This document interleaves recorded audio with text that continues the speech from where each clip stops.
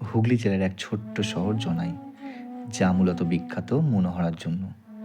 কিন্তু এই জনাই রয়েছেন মা বুদ্ধিকালী, যার মন্দির বুদ্ধিমাতা কালী মন্দির নামে পরিচিত।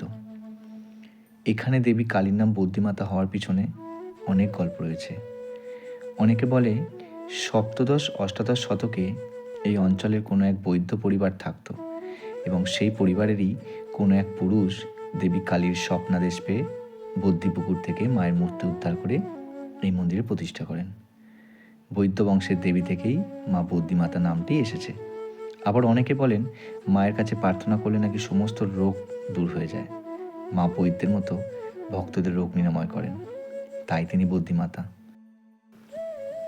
দেবী এখানে সিদ্ধেশ্বরী, কোষ্ঠী পাথরের দেবী মূর্তি চতুর্ভুজা মা দক্ষিণাকালী এলোকেশী, গলায় থাকে মুন্ডমালা। প্রতিদিন দেবীর নিত্য পুজো হয়। এছাড়াও প্রত্যেক অমাবস্যায় বিশেষ আরাধনা করে মায়ের পুজো হয়। এছাড়াও চৈত্র মাসের প্রথম রবিবার মায়ের বাৎসরিক পুজো হয় জাঁকজমক করে।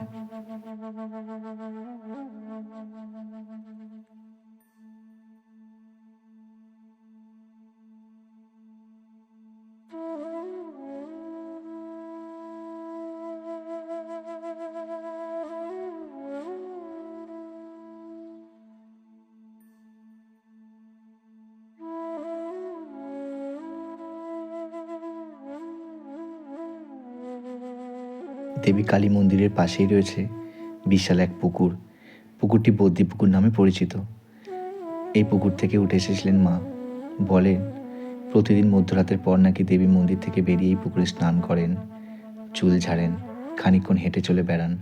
তাই রাতেই মন্দিরে থাকা নিষিদ্ধ। রাত্রি 12টার পর কেউ আর এই মন্দিরে থাকেন না।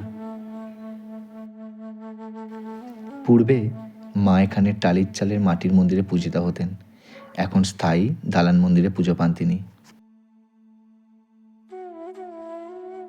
হাওড়া বর্ধমান কট লাইনে জনাই স্টেশন নেমে সহজেই এই মন্দিরে আসা যায়।